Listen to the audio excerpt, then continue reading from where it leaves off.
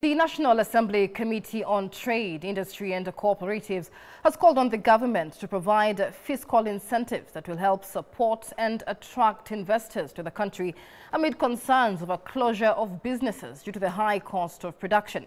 Earlier this week, I spoke to Industrialization Principal Secretary Dr. Juma Mukhwana on the government's incentives to protect local industries and attract investors to the local manufacturing sector. Take a look.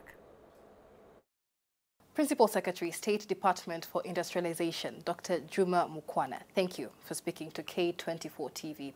The industrialization sector is key to attracting investments in Kenya, to boosting domestic trade as well as export trade.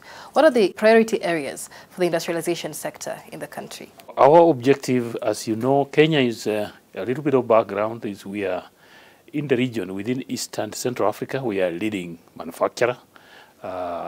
Before Somalia joined us, I don't know what it is today, Kenya accounted for almost 50% of the GDP of the 8 countries. So we are 8 members in this East African community, but Kenya's economy was 46–47%, nearly half of the GDP of the region. In terms of manufacturing, we are the biggest manufacturing hub in East and Central Africa. If you add Southern Africa, we are only beaten by South Africa. So it's quite huge. If you look at the African continent, we are about number 6. So South Africa will be ahead of us, Egypt, Morocco, Algeria, maybe Nigeria, and then you'll find Kenya there. But our manufacturing has also been going through quite a bit of challenges. The contribution of manufacturing to GDP has reduced. At some point, this used to be about 20%. It's now down to about 7.5%. Part of it is the challenges that manufacturing is facing, but also part of it is because we have emerging sectors such as ICT and so on. So when this government came in, one of the priorities of the bottom-up economic transformation agenda is to grow manufacturing back from 7.5% to 20% by 2030. And that is exactly what we are doing. So we've put a number of things together. Maybe to just put it in perspective, currently 30% of what we manufacture in this country is exported out of Kenya. So a lot of our manufacturing then goes to the international markets. So one of the things we've done is to open up markets. Remember, we are only 55 million people here, just about 27 million adults, so our consumption is quite low. If you want to boost manufacturing, you have to look beyond your borders for markets and for money. So one of the things we are doing very hard is the East African community. As you've seen, Somalia has just come in. So with that kind of addition, we are now moving to about 450 million people within the ESC, and the biggest player in that market is us. So we are already in terms of intra-trade, ESC trade, we are already accounting for about 50%. So adding Somalia and DRC, Uganda, and all that means that we are growing, and we have also, as you are aware, we just signed the Kenya-EU partnership agreement. So with that, we can export duty-free, quota-free, 14,000 products to the European Union, 27 countries of the European Union. So then we have the African Continental Free Trade Area, again, another 55 countries where we are creating a common market for products. But remember, as we open these markets, if you don't have the products to sell, then opening that market is useless. So part of it is that external. We are already at the tail end of concluding the Kenya-US strategic partnership agreement. I think the president is going there in May, so we are looking at maybe a new announcement. So opening markets is one of them. Several counties have now moved to open industrial parks to provide for investments in this sector. What impact has this had, especially on job creation? When His Excellency the President came in, we had the export promotion zone in Athi River, and we had Dongo Kundu in Mombasa, which had not been built, and Naivasha. If you have noticed now, contractors on site constructing the Dongo Kundu industrial sheds, which means now we are increasing industrial spaces. We are also constructing Naivasha, and His Excellency has also gazetted 5 new special economic zones in Sagana, in Kirinyaga. Then we also have Thika in Kiambu. We have Egerton University in Nakuru, Eldoret, and then of course Nasewa in Busia. And all those have also been tendered for construction, which means what we found when we came in was that we have about 400 industrialists in Athi River. We have about 100 people queuing, waiting for space that is not there. So we are constructing that space, but we have also done something more. We've gone to the construction of the county aggregation and industrial parks. This financial year, we have already identified 18 counties in which we are constructing the county aggregation, and this is a joint project between the national government and the county government. So what is happening is the county government puts in 250 million, the national government we are putting in 250 million. Tendering has already been completed, construction has started, and in the next, so this year we are spending about 10 billion, 5 billion from the national government and 5 billion from the county governments. And what we want is to create an industrial area in each county. So if you go to Busia, if you go to Elgeyo Marakwet, there will be a small area that we are constructing sheds for small people, because we have raw materials. We have honey, we have maize, we have sunflower, we have avocado, but we don't have a place to really add values. And what we are doing at the county industrial park is to construct the sheds and put machinery there.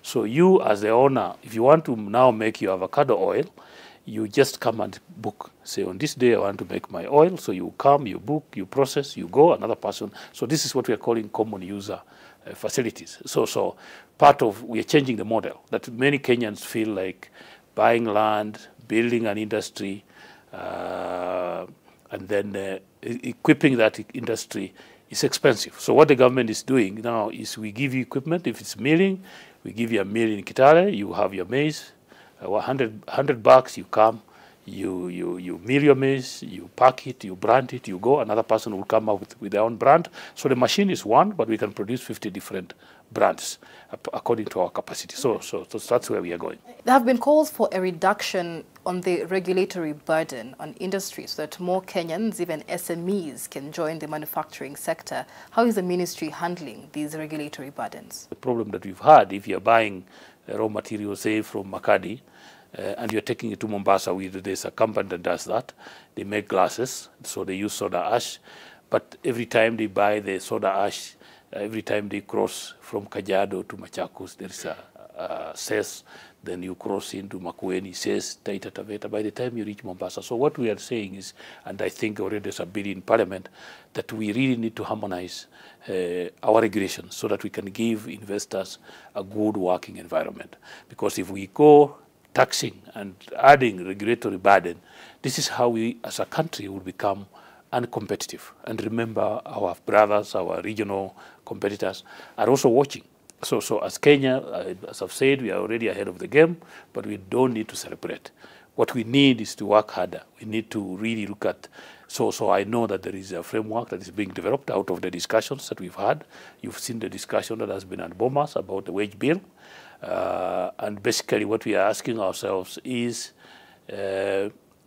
why are we paying all these people? Of what value are they? For example, for me, to industry. Because industries want services. I've just come from Machakos today, and we are having the industry round table. And the question they were asking is, we have so many factories in Athi River, in Mlolongo, in Mavoko. They have issues with water. They have issues with electricity. They have issues with roads. They have issues with raw materials. So we brought together everyone, from Ketraco to Kenya Power, to Nairobi Water, to Mavoko Water, and the county government. And basically, and we brought all the manufacturers in that space were there. And the question we're asking is, are we doing our best? And they say, yes, you're doing your best, but we need you to address how do we dispose our sewage? How do we create skills? They're saying a lot of the factories don't have the skills that they want for those factories. How do we reduce the taxation that they're having, especially if products are sourced from other counties? So the meeting was very, very critical.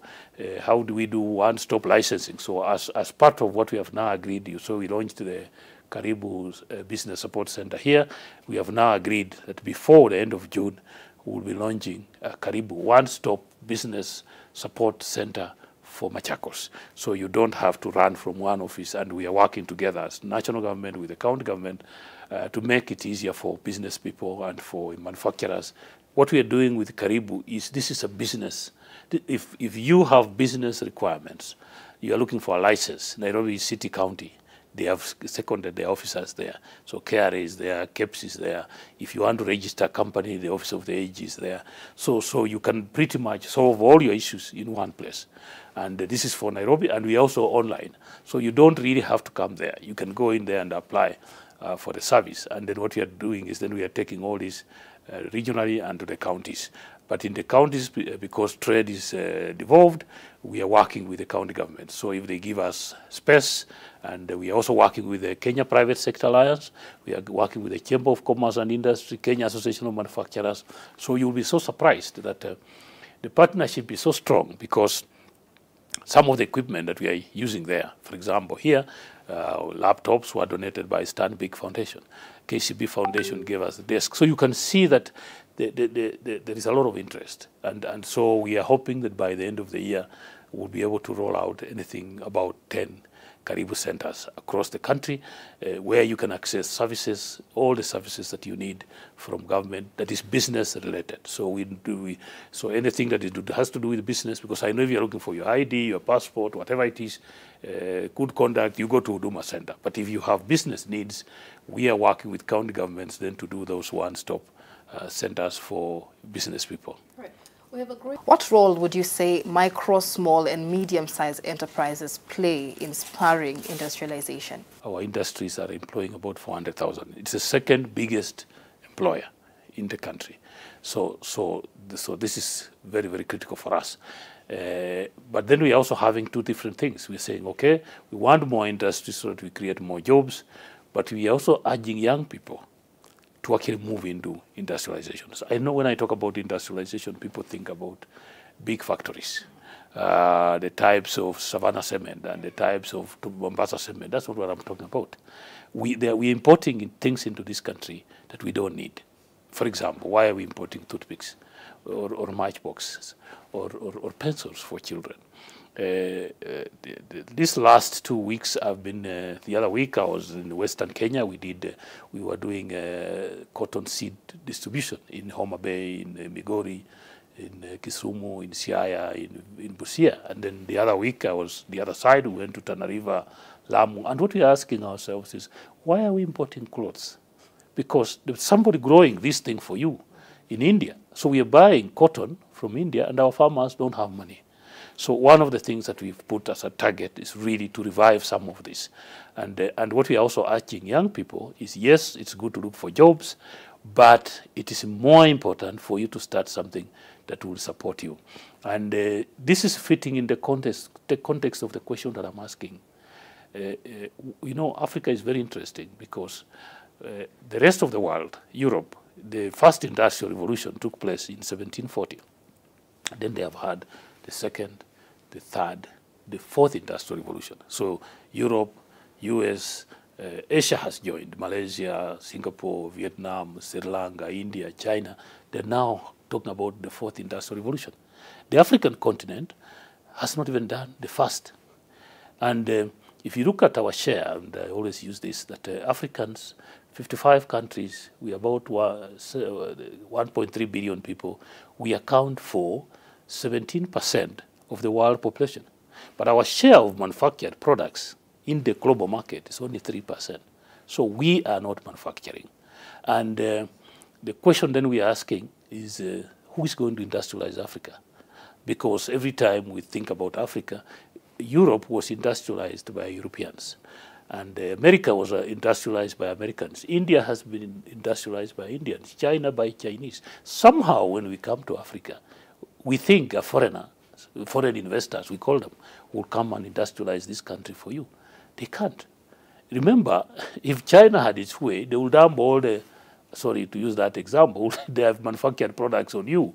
So they cannot, there's nobody who is going to help you to industrialize yourself. So the message to our young people is that for us to secure the future of our children and grandchildren, it is time for Africans to manufacture. Because I know that when Africans have a bit of money, and when I talk like this, people say, oh yeah, but where is the money going to come from? If you go to Kiambu today, an acre of land is anywhere between 50 and 60 million. If you're going to build a house of 30 million, that's 80 million. That is enough money for you to start a factory. So we have enough money to run factories in this country. But then everybody's building a hotel. Everybody, we are not. And remember, if the money you used, 80 million to build a house, if you used it to build a factory, that factory can build you 20 other houses. But if you build one house with 80 million, that's the end of that story. So part of what we're talking to the young people is how do we get them to manufacture? Do small things. Let them start there, make a pencil, make some clip, make some button. And that is exactly the language. And the part of what we are doing to support that space is we introduced the import levy. The government collected 200 million shillings from the import levy adjusted in June last year. What are you looking to use these collections for? The import levy is such that we have said, if you are importing something that we can make here, then we'll tax it. We'll put a tax on it. We'll make it uncompetitive for you to import. We'll give advantage to those who are producing it locally. Right. And over the last few months that we started that levy, we've collected about 200 million. And what we want to do now is we are putting up what we are calling, we are using that money to set up what we are calling an industrialization fund. So if you want 6 million shillings, once we set up, you see, we have the Women Enterprise Fund, you have the Youth Fund, you have, I don't know which fund. And I tell people, I have nothing against the Youth Fund or the Women Enterprise Fund, but what you're addressing with that fund are symptoms. You are creating a youth fund because the young person is unemployed, because the woman is unemployed. If we gave the money industrialization fund, I give you 6 million shillings at 3% interest, you set up your machinery, you will employ another 5 people and another 10 people. So part of what we are saying is that the more you import, we will tax you, and when you use that money to grow our manufacturing up to a point where we will kill the imports, if such a thing existed. So that is where we are. We have already collected about 200 million. We have come up with regulations, which the AG has approved. Now we've sent them to the National Treasury for gazettement. Once they are gazetted, then we are going to establish an equivalent of what you have as a youth fund and women fund, but we are going to call it industrialization fund, and we will then start to fundraise. So we'll go to some of our friends. So we have 200 million, give us another 10 billion, so that if we have young people, 25 years, and they want to do something, you want to make potato chips in Nyandarua, you want to make honey in Machakos, and you just need 10 million shillings, and that you have a fund where you can borrow, make your honey, pay back, so that another person can move. And that's exactly what we are trying to do. It is a conversation on Kenya's industrialization agenda with Principal Secretary Dr. Juma Mukhwana as the country seeks to boost local and export trade. We take a short break. Do stay with us. We'll be back with more.